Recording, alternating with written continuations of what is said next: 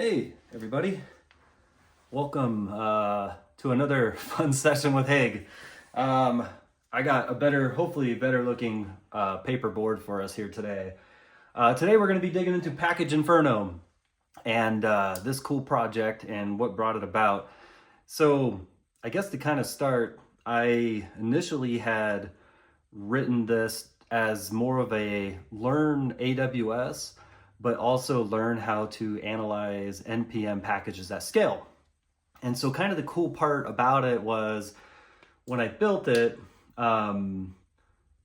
it was as simple as let's just download the packages, but how do we analyze them? And then analyzing them, what do we want to extract from them? And there's a couple of vendors out there today who do this as their business, right? And so they analyze these things at X scale, and they produce really cool finding reports. And so I really wanted to do that myself to understand how NPM works, what are in packages, how do they look, how do they work, and also learn more about AWS. And that was kind of a big thing because I never really built something native on AWS and whatnot. And then at the end, I was like, well, I can't release something that people have to build on Amazon. And so I ended up rebuilding it. I had a container version in the beginning, rebuilding it to have all the new files and everything like that for a container. So you can now get this in Docker. There's three sort of main components to the project. It starts with the enumerator. The enumerator is basically what builds the package queue. So it queues all of the packages to be analyzed. The fetcher is its next stage. The fetcher basically takes the downloaded queue, downloads the tarball files, the actual packages themselves. You can store them on S3 or you can store them on local disk, say on the container, or storage shared to the container. It gets really big. I've downloaded like 600,000 packages. So decide if you want to handle that or just put it on S3. S3 works with the container as well. And then once they're queued, they've been downloaded, the analyzer goes and actually analyzes the package file. And this is what extracts all of the data. It does Yara, it'll output into JSON kind of natively. It has a ton of signatures built into it. It will extract all the dependencies, tried to get into as much data as I can out of NPM as far as the registry goes and what data is related to the developer, things like that. So anyway, all three of those together, starts with the queue, downloads, rips them, analyzes them, and it stores them into a Postgres database. Let's go up a little. It stores them into a Postgres database, which then with the container, it allows you to view that in a very nice, clean Streamlit app because I love Streamlit. All right, so the next thing, I do talk about this on the repo. I know, I'll pull it up as we get there. I talk about it slightly on the repo in the sense that you can build this on Amazon, and we talked about it a second ago. So the crazy thing about this is it scales very well, right? That's how Amazon works. It's meant to be that way. So first, obviously, it starts with the registry. You download the packages. You put the enumerator code, you run it on Lambda, which stores it into an SQS queue, storage queue. So Lambda to queue, and then as it's in the queue, it gets picked up by the fetcher through Lambda. And then basically I had a box, an AC2 instance that was pretty heavy, a big instance, that would then consume or drive all of this more or less. And the analyzer on this instance would run. Now the cool part was that it's a big enough machine. The analyzer EC2 instance was big enough to handle, I think it's about 15 fetchers and about 15 analyzers. So 30 total with one enumerator, so 31 items working at once. So the analyzer was always working as long as there was new things coming in from the enumerator that was downloading from the registry. So it tosses it into the queue gets picked up by the fetcher to download, the analyzer picks it up to scan and analyze, And then it would drop all of that into the Amazon DB using Aurora Postgres. And then I built a web front end that also had an API, so you can query it, get stats, and download packages. Wait, no, not download packages, but download the JSON artifacts per package and things like that. So in our demo today, we're going to dive into the cloud version, which is still live, not like officially cool or public, I guess, but it is public. It's just not used. I turned it off more or less. And then we also have the container version that we'll dive into locally because anybody can play with that one. So anyway, let's go ahead and get started. Hey friends, welcome back. So now we're going to go ahead and dive in to Package Inferno. Yeah, I guess to start, right, we have our, this is my website, right, michaelhaig.org. And it's going to be projects under Package Inferno. You see it under the arsenal up here at the top.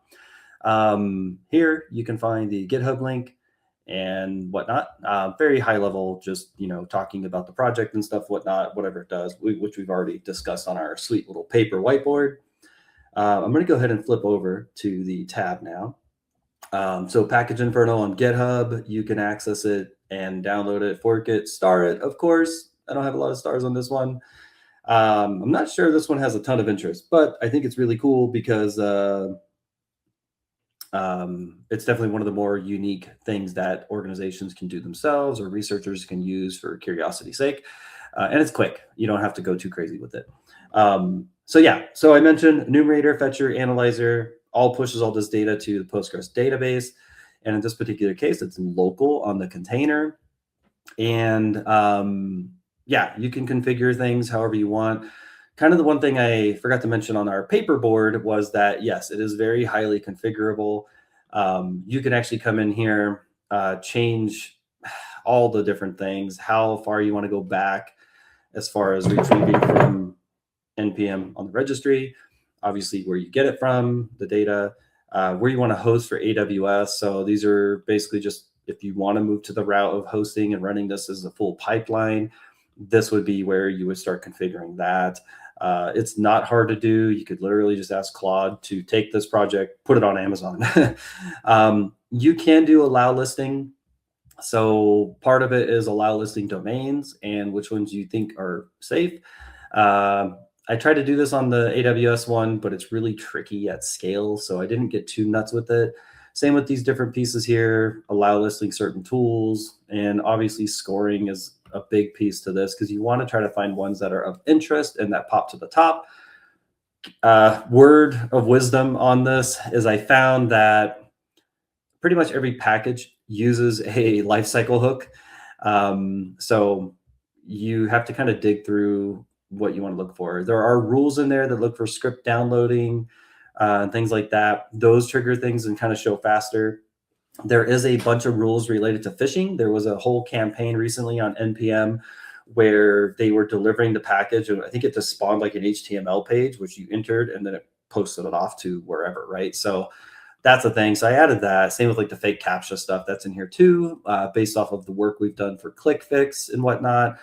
Added that in here too. So there's a lot of power, a lot of interesting things that you can customize and play with. So check that out before you get too crazy. There's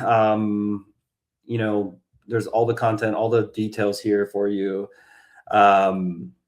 So one thing I didn't realize was that you can like build packages on Git. So I ended up pushing this just a little bit ago. So now if you have Docker, you can actually just run this one-liner and it'll go and build everything for you. And it's super fast. So I'm really happy about that. And you can do this too. You could just go through the pre-built images. I didn't realize that you could do all this with GitHub. So there's that now. I was literally building it locally and just like running all this myself. I think I give the pipeline scripts and stuff like that. So if you want to build the Amazon, everything should be here. Again, it requires AWS, Lambda, SQS. I'm looking at the whiteboard. You'll need to use Aurora DB, and you have to put all your keys and use an IAM profile on the EC2 instance that kind of manages it all. So A little bit of work, but if you do it, it's worth it because you can like full on like pipeline and ship this stuff, and it's quite amazing. I'll show you the instance that I developed and built for this too. Being it's all in the DB, you can query the DB direct. You can also go and use the Streamlit app for the container version here. Yeah, and so yeah, once you build it, you just hit the 8501 port, and I don't think there's anything else I really want to show here. So I'm just going to flip over to the local instance. So I ran the one-liner just a minute ago to validate this worked. It works. And this is what it looks like. And so right now, I don't believe it's running. It shouldn't be running. I didn't kick it off. So it just kind of got like some basic packages, I think, built in. So it's just run on that. But this is the Streamlit app. It's fairly simple. It's easy. It was meant to just show like a front end of the database. And you should be able to just kind of come here and just say like, we'll just type Lodash. You can search. Once you have more packages, like thousands, you can pretty quickly find things. I wish I changed the labels on these. I did on the more AWS one I had, but nothing is technically malicious. It's of interest. I think there's interesting things about everything out there. And so I do give line numbers and where to look and all that inside these different things. And again, this is stuff that's being statically analyzed and obviously showing up here as a finding for you to kind of go through and dig and see what you find. And so like URL and code, like what did it find? It found GitHub. So you might want to like allow list that so you're not staring at GitHub hits all the time. Suspicious patterns can kind of be based on HTTP, HTTPS. I think there's a few other signatures in there as well. You can kind of go in and modify as well. If you're using Claude or Cursor, you could even have Cursor, the composer model. I think that's what they have. One of their default ones, their coding one, and or just use auto, and you can have auto add or change or do whatever to the code as well. So it's very easy, even for an LLM to go and rip through and do stuff. So that's kind of what this looks like. You can go here, see high risk ones. Why is it high risk? Again, most all of packages I've seen have a lifecycle hook, pre-pub, post-install, or install. There's also pre-install. So there's a couple in there. So you can kind of see, and nothing's perfect. So it's definitely worth digging through and or playing with it just to modify and see what you can do with it too. C2 analysis, if it actually had found some domains or interesting ones inside of like the lifecycle hook to like download or do something, you'll see that there too. And then settings, this is just a visual way to manage the scan YAML files. If you're like, I don't really want to hack on YAMLs, Mike, I want to see a UI. So bam, here it is. You want to come in here, toss in your allow list and whatnot, build tools, things you're okay with seeing. You can modify everything, even the scoring and the weights, and save to your scan YAML and ship it. So yeah, right. Super easy and whatnot. So now my Amazon instance one has not been on for a while. I started running into kind of like just complexities, even just with like storage and dealing with the pipeline or the SQS/Lambda stuff in the code. And it's complex, but I think that it's still cool. So yeah, Package Inferno, Threat Explorer. I analyzed about 672,000 packages. Got some interesting data out of it.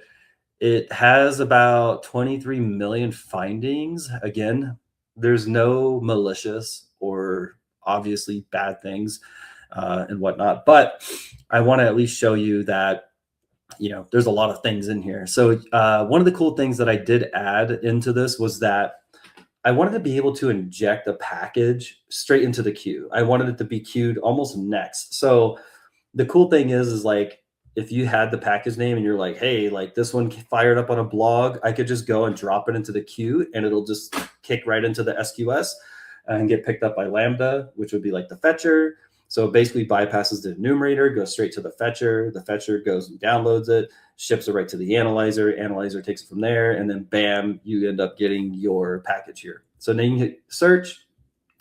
And then once you're in search, this is basically it. So You can search for different things. There's a lot of stuff.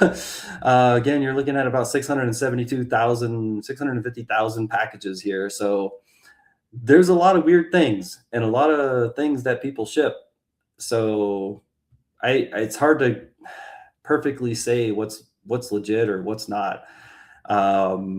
Again, this is just a variation of what I built to be able to visualize a lot of this. So let me see if this will help us here with anything.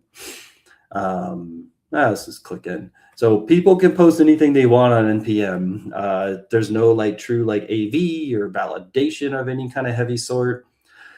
And then when you click into one here, this is someone's core indexing engine for Claude Context Local, so Postgres and Llama. I don't know. And again, this is something I built into it. Was like, hey, you want to just reanalyze? You can kick it back off, puts it right into the queue again, injects it, and it goes. Things that I had added was like, hey, give me some package info here. Tell me a little bit about it, and or the script piece here. Different things that are running, would run during its initialization, or like once the package is installed. And dependencies, what dependencies does it have, and all that. And then for like key findings, calling out and drawing attention to the of interest things.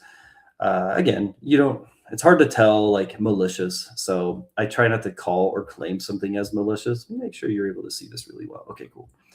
So yeah, there's just a lot of data, a lot of details, and whatnot. But you can do all of this locally using the container instance. And there is a package. Let me see if I can pull it up. Let's see. Let me see. I got one that might be pretty cool. Yeah, this one. So somebody put this up on the registry.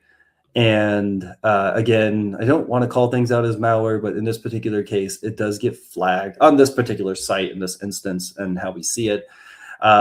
This is called zero bones dependency confusion. So dependency confusion is like, it looks like it's like typo squatting. So it's kind of like the same, but not the same. But the one thing that we trigger on with NPM or with Package Inferno is that it looks for like webhook.site.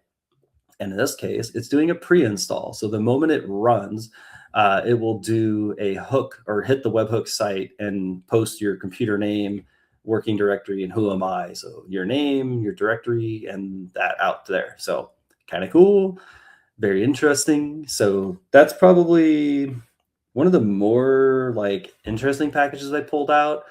I did analyze my particular data, looking for like all webhook.sites, all that kind of stuff. It's tricky. And so like high five to those who analyze these at scale, because I don't know if I could do it all day. If you're finding thousands and thousands of like actual malicious packages, like good for you, because it's kind of a lot of work, and it's a lot of analysis of just like, not all of them have like lifecycle hooks that are evil or go to webhook.site. Like you have to drudge through these things and analyze that JS that they load or run, or like, what are they doing differently, and whatnot. So one thing I will say I learned, and I did modify this in the scan YAML file. I don't think you see it on the UI here. Just looking. Nope. Is that you need to analyze every package, no matter the size of the package limitation. There's no limitations of the packages you should be analyzing. I found that out real quick.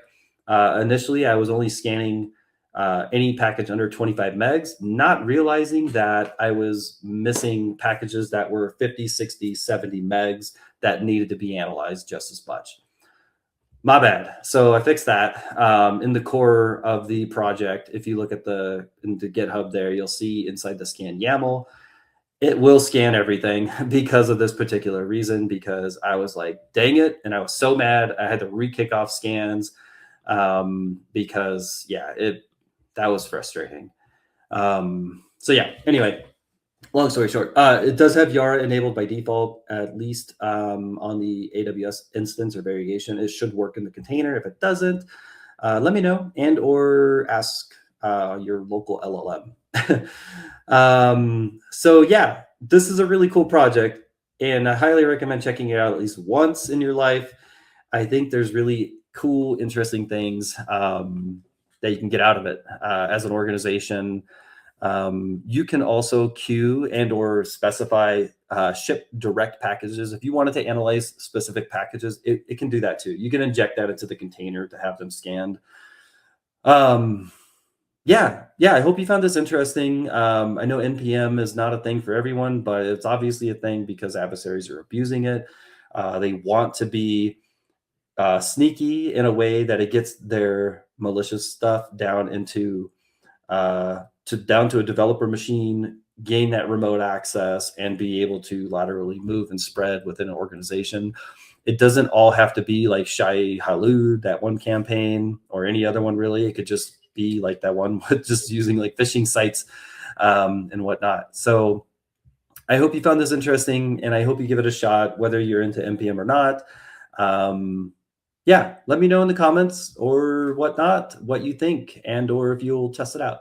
Thank you, and have a good day.